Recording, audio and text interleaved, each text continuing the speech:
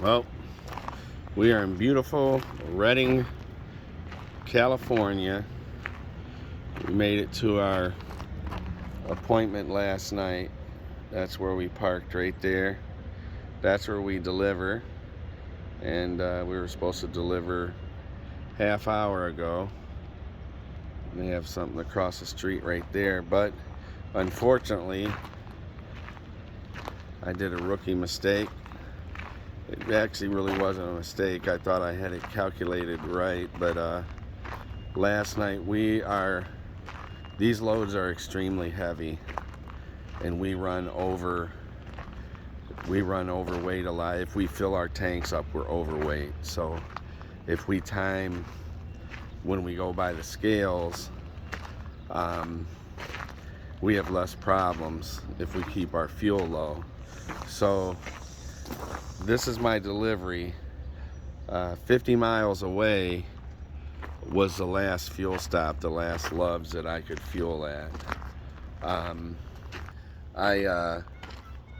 Last night my fuel light went off, and I was 65 miles away from here, and I had 15 miles to the last Love's that we could get to. So normally when the fuel light goes off in our truck, I can go 200 miles. When that fuel light goes off, I have 50 gallons, and I can safely get 200 miles. Well, I was 65 miles away, and I had a scale 20 miles from where I delivered here. That was the last scale, and they were open. I went across it.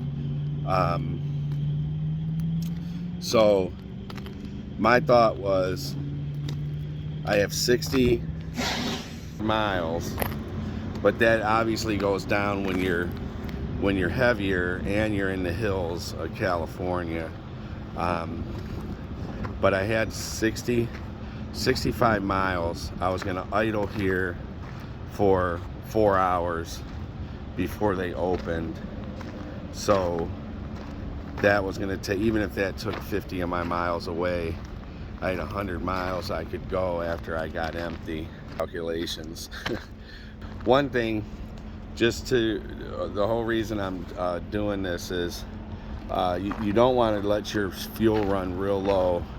And the driver's side,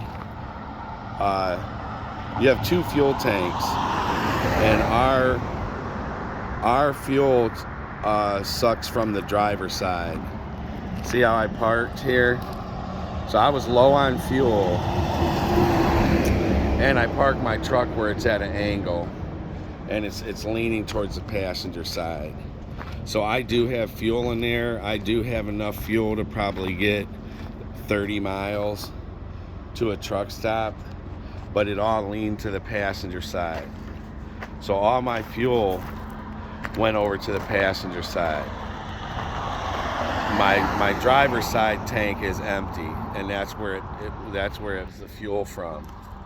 So if you ever see trucks on hills, if you see a truck just parked in the middle of the road and he's on an incline, it's more than likely, and a lot of times if you're running real empty and you're trying to get to a fuel station, you'll see a truck hit the on-ramp. The on-ramp will go up, the fuel rolls back, the truck runs out of fuel, the lines run out, and you can't. Another thing I'm going to show you, when that fuel rolls back, the truck uses the fuel that's in the lines. It sucks the lines dry, and the truck stops. So you'll see there's been several truck drivers I've seen on ramps with their flashers on, and they're waiting for fuel to come. Well, fuel can actually cost you $500 if they bring you 40 gallons of fuel on the side of the road. But if you do run out of fuel, my fuel is so low in my lines, we were sleeping and the truck shut off. So it sucked all the fuel out of my lines. So if that happens, or if you're on an incline and you run out of fuel, you can go to, you have right here in your truck. If you open this primer up, this pump right here, now on our R&L trucks, they had electric pump, and it automatically filled your fuel filter with fuel and your lines. It kept your lines full of fuel. But this, you can pump this pump. It's really easy right now. My fuel is so low that I tried this and it didn't work. But you can pump this, and this will actually suck the fuel out of your tank, and it'll bring it back up into your fuel lines. If you pump this until it gets so hard you can't pump it anymore, that means you're see, this is not even, actually I kind of do feel it getting a little bit tougher. But if you pump it, if you pump that and you feel it getting tighter and tighter, that means it filled your lines. And if you're stuck on the road, if you're stuck on an incline, I've helped drivers. There's a Prime driver there, and he was on an off ramp right in front of the truck stop, and I pumped his fuel. I pumped that for him, primed it, shut his hood, and told him, now you turn this truck on, it's going to turn on, and you go. You don't stop. You wait till the road is cleared, so that you know that you can get across.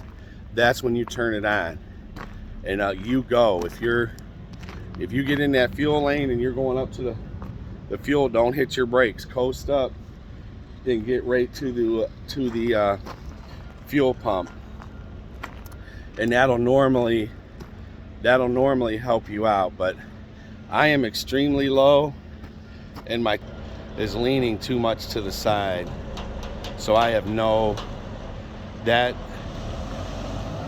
my driver's side is completely empty. If I had fuel on the driver's side, I could prime my lines and I could get back in. I could pull into this area here where it's flat, and then I would probably be all right. I could turn my truck off. I could sit there, let them unload me. It's flat coming out of here. I could take off down this road. There's a Chevron down there a little bit. There is a regular fuel station. I would have just pulled in and got fuel.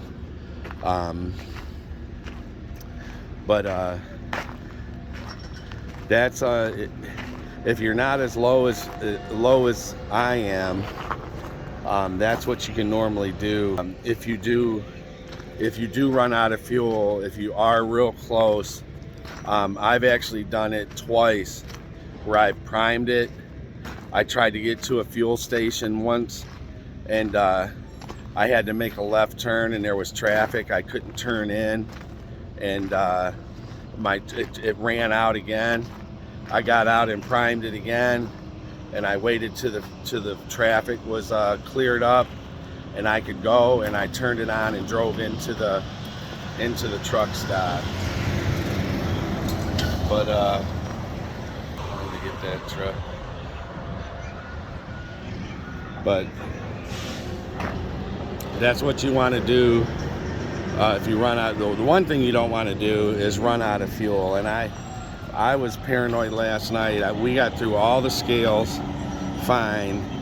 We had one more to go, and I'm like, I'm not going to put any fuel on. I'm going to get, if I get one person and I have to adjust these tires to get legal, I want to have as least amount of fuel, because 2 full tanks of fuel is like 1,600 pounds. So that was 1,600 pounds or close to it that I didn't have to worry about. But that was a bad misjudgment on my part, and I will not do it again. Becca's taking Benji for a walk. Mama is we are in Redding, Colorado. Brandon is in Denver, Colorado.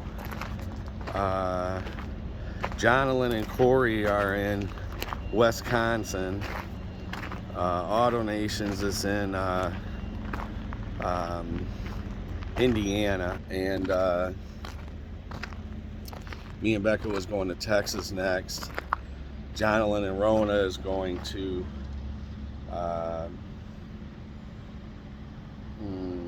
Utah. I think Utah.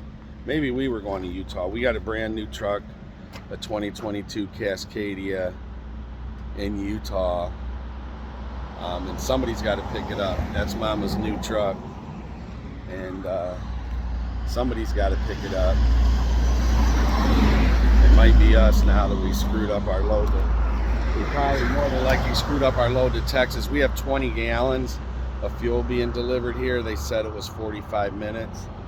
That really sucks to buy fuel and have it delivered to you roadside, especially California. One thing I did not want to do is the tow truck guy here, actually, or the tow motor guy, wanted me. I was gonna prime it and I was gonna try to get down in here, and that's what he wanted me to do, but I didn't want to pull in here. This is a very small place, and I did not want to start going in and run out of fuel and block his whole business for the next 2 hours. So I would not do it. He didn't like that I didn't want to pull it down there so he can start unloading. But if I would have turned that corner, truck turned, and then there's a place down there where I'll block the in and the out, and nobody can move if I run out of fuel down there. So there's no way I was doing that. Well, that's it for now. Me and Becca up in Redding, California. I keep on wanting to say Colorado. In Redding, Colorado, waiting to meet up with Mama, is over and out.